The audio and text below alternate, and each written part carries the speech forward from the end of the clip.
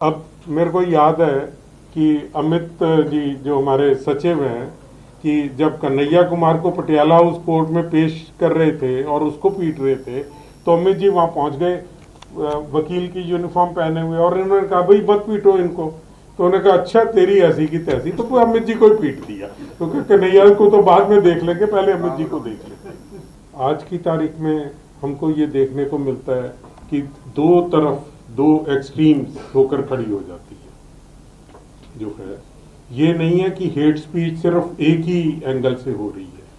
आज जो अटैक्स हो रहे हैं वो दो तरफा अटैक है। इमरजेंसी में जो अटैक था वो खाली स्टेट की तरफ से अटैक था। आज की तरफ में जो अटैक है वो सिर्फ स्टेट की तरफ से ना होके स्टेट स्पॉन्सर्ड हुलिगनिज्म की तरफ से भी अटैक है।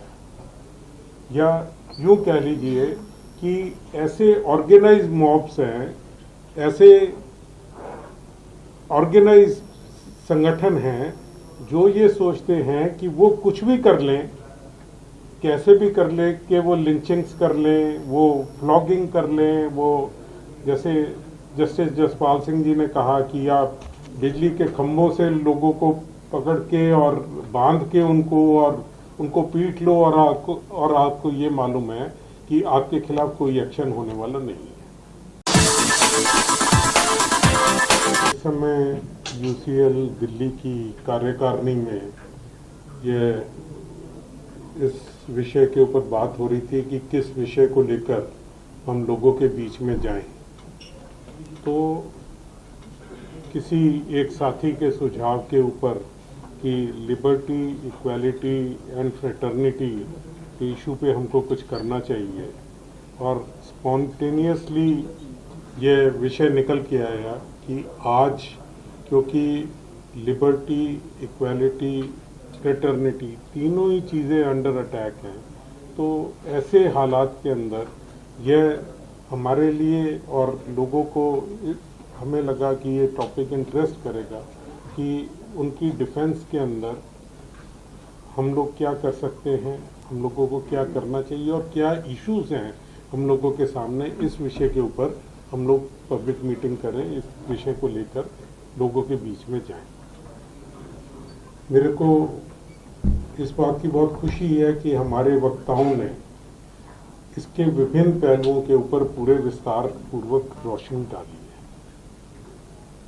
और उन्होंने आप सबके सामने ये स्पष्ट कर दिया कि आज की तारीख में क्या चैलेंजेस हम लोगों के सामने खड़े हुए। मैं उन्हीं इश्यूज को दोबारा ना लेते हुए आपके समक्ष थोड़ा ये रखना चाहूँगा कि मेरे विचार से ये जो इश्यूज हैं, आज जो अटैक्स हो रहे हैं वो दो तरफा अटैक है। इमरजेंसी में जो अटैक था वो खाली स्टेट की तरफ से अटैक था। आज की तरफ में जो अटैक है वो सिर्फ स्टेट की तरफ से ना होके स्टेट स्पॉन्सर्ड हुलिगनिज्म की तरफ से भी अटैक है। या यूं कह लीजिए कि ऐसे ऑर्गेनाइज मॉब्स हैं, ऐसे ऑर्गेनाइज संगठन हैं जो ये सोचते हैं कि वो कुछ भी कर लें, कैसे भी कर लें, कि वो लिंचिंग्स कर लें, वो फ्लॉगिंग कर लें, वो जैसे जस्टिस जसपाल सिंह जी ने कहा कि आप बिजली के खंभों से लोगों को पकड़ के और बांध के उनको पीट लो और आपको ये मालूम है कि आपके खिलाफ कोई एक्शन होने वाला नहीं है। ऐसे कितने ही वो हैं, मीटिंग्स हैं जिनके बारे में हम सब लोगों ने देखा है कि जहाँ पे कुछ लोगों ने पहुँच के और वहाँ पर मीटिंग नहीं होने दी, उन्होंने वहाँ पे लेके और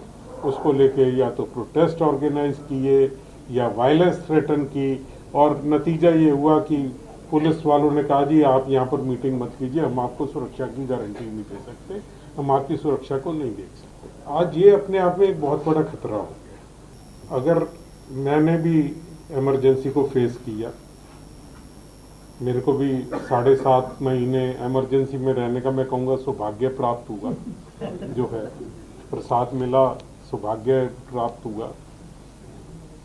पर जब हमने ये कहा कि हम इसका विरोध कर रहे हैं तो किसी ने पकड़ के हमको पीटा नहीं। पुलिस वालों ने तो जब पकड़ा तो उन्होंने तो पिटाई लगाई, पर कोई पब्लिक के आदमी ने आकर भी ये पीटा होगी जी आप क्यों विरोध कर रहे हो, आप मिसेस गांधी का क्यों विरोध कर रहे हो, या आप सरकार का क्यों विरोध कर रहे हो, वो चीज नहीं हुई। आज की तारीख में जो डर है वो डर इस बात का कम है कि सरकार क्या करेगी। मेरे निजी राय में इस बात का डर ज्यादा है कि लोग क्या करेंगे। अगर मैं नीचे खड़ा होकर, या अगर हरीश जी 30,000 में खड़े होकर कहेंगे जी हम विरोध कर रहे हैं, तो 30,000 के वकील क्या करेंगे वो पता नहीं। अब मेरे को याद है कि अमित जी जो हमारे सचिव हैं, कि जब कन्हैया कुमार को पटियाला हाउस कोर्ट में पेश कर रहे थे और उसको पीट रहे थे, तो अमित जी वहां पहुंच गए वकील की यूनिफॉर्म पहने हुए, और इन्होंने कहा भाई मत पीटो इनको। तो उन्होंने कहा अच्छा तेरी ऐसी की तैसी, तो अमित जी को ही पीट दिया, क्योंकि कन्हैया को तो बाद में देख लेंगे, पहले अमित जी को देख लेते। तो ये एक बहुत बड़ा खतरा है जो आज की स्थिति में जो है जो प्रिवेल कर रहा है। तो मेरे विचार से ये जो, क्योंकि जब इस तरह की मॉब मेंटालिटी, मॉब लिंचिंग और वो होता है, तो उसके अंदर फ्रीडम ऑफ स्पीच का कोई बहुत ज्यादा अर्थ रह नहीं जाता। वैसे मान लीजिए आज की तारीख में आप सरकार को भी पूछोगे तो कहेंगे जी हम तो, हर कोई फ्री है अपनी बात रखने के लिए, जो है उसमें नुपुर शर्मा भी आती हैं, उसके अंदर जो हमारे क्लर्जी के लोग हैं वो भी आते हैं। हमारे ही अपने लोगों के बीच में भी थोड़ा सा एक इशू कई बार ही रहता है, और मेरे ख्याल से उसके बारे में भी हमको थोड़ा सावधान रहने की जरूरत है। कई बार हमको ये होता है कि एक तरफ की जो कम्युनलिज्म है वो तो ठीक है और दूसरी तरफ का कम्युनलिज्म खराब है। मेरे ख्याल से हम लोगों के दिमाग में स्पष्टता होनी चाहिए कि किसी भी तरीके का रिलीजियस फंडामेंटलिज्म, किसी भी ओपिनियन के साथ किया हुआ कम्युनलिज्म वो खराब है, चाहे वो किसी ने भी किया हो और किसी ने भी बोला हो। हम ये नहीं कह सकते कि जी ये अगर प्रतिबंध लगाते हैं इस चीज पर तो वो तो ठीक है और इसके ऊपर लगाते हैं तो वो गलत है। आज की तारीख में हमको ये देखने को मिलता है कि दो तरफ, दो एक्सट्रीम्स होकर खड़ी हो जाती है। जो है ये नहीं है कि हेट स्पीच सिर्फ एक ही एंगल से हो रही है, हेट स्पीच डिफरेंट एंगल से हो रही है, और मेरे ख्याल से उस हेट स्पीच को चाहे वो किसी के भी द्वारा दी जा रही हो, उसको कंडेम करने की, उसका विरोध करने की जरूरत है। हमें लिबर्टी की बात ना सिर्फ स्टेट के पार्ट के ऊपर, हालांकि स्टेट की ड्यूटी है हमको प्रोटेक्ट करने की, स्टेट की ड्यूटी है हमको राइट्स देने की, पर ये जिस तरीके से मॉब्स की ऑर्गेनाइजिंग करके और इस लिबर्टी को खींचने की बात हो रही है, उसके ऊपर भी मेरे को लगता है कि थोड़ा सा ध्यान देने की और हम लोगों को इसके बारे में अपनी समझ को साफ करने की जरूरत है। आज़ादी को इतने वर्ष हो गए, कॉन्स्टिट्यूशन को आए हुए भी इतने वर्ष हो गए, ये जो फ्रेंच रेवोल्यूशन की जिसकी बात संजय पारिक जी ने की, अब वो 1790 के आसपास की बात है कि जिस टाइम पे लिबर्टी, इक्वालिटी और फ्रेटर्निटी का नारा दिया गया। 250 साल के लगभग हो गए, 230 साल। आज भी लिबर्टी थ्रेट में है, आज भी इक्वालिटी नहीं है। फ्रेटर्निटी जो है, बिना लिबर्टी और इक्वालिटी के तो फ्रेटर्निटी भी क्या करेगी। उस टाइम के ऊपर भी लोग स्ट्रगल कर रहे थे, आज भी कर रहे हैं। और जैसा कि फारिक साहब ने कहा कि basic slogan all human beings are born free and equal, मेरे ख्याल से वो एक नारा है जो जिसको लेकर वो पीयूसीएल का बुनियादी सिद्धांत है। उस इशू को लेकर पीयूसीएल खड़ी है। पीयूसीएल जो है सिविल लिबर्टीज के जो पीयूसीएल का मैनिफेस्टो है उसके अंदर ये चीज़ें लिखी हुई हैं कि PUCL liberty, freedom of speech के जो है, पर फ्रीडम ऑफ स्पीच का मतलब ये नहीं है कि भाई मेरे को तो फ्रीडम ऑफ स्पीच है और दूसरे को नहीं है।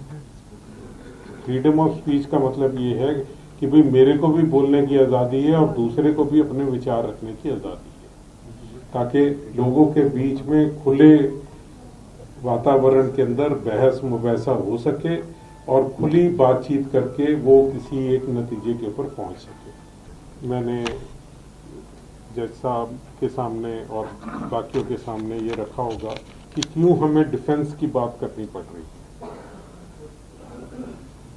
क्यों इतने आज़ादी के इतने सालों के बाद भी हमको इस इशू को उठाना पड़ रहा है।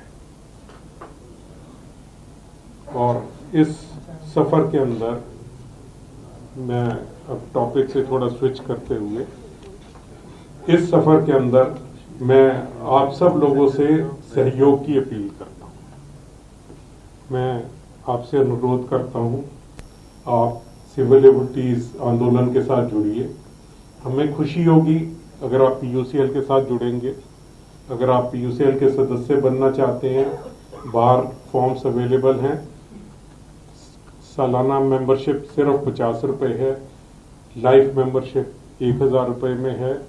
अगर आप इस आंदोलन में, इस रास्ते के ऊपर हमारे साथी बनना चाहते हैं, हमें आपको साथ जोड़ के बहुत ज़्यादा प्रसन्नता होगी। दूसरा ये कि पीयूसीएल जो है वो कोई फंडिंग नहीं लेती है, ना तो कोई इंस्टीट्यूशनल फंडिंग लेती है, ना कोई विदेशी फंडिंग लेती है। सिर्फ लोगों के सहयोग से, लोगों के चंदे के सहयोग से, जो कोई डोनेशन देना चाहे उसके मदद से पीयूसीएल अपना काम चलाती है। हमारा एक्टिविस्ट का बेस बहुत छोटा है, हमारी कोशिश है कि उसको और एक्सपेंड किया जाए। हमें आपकी आर्थिक सहायता की भी ज़रूरत है। मैं आपसे अनुरोध करूंगा, हमने बाहर डोनेशन बॉक्स रखा है, आप जो है अगर कुछ उसमें डोनेट कर पाएंगे तो उसके लिए भी हमें बहुत अति प्रसन्नता होगी, ताकि आप जो है हमको आपकी मदद उसके अंदर मिले।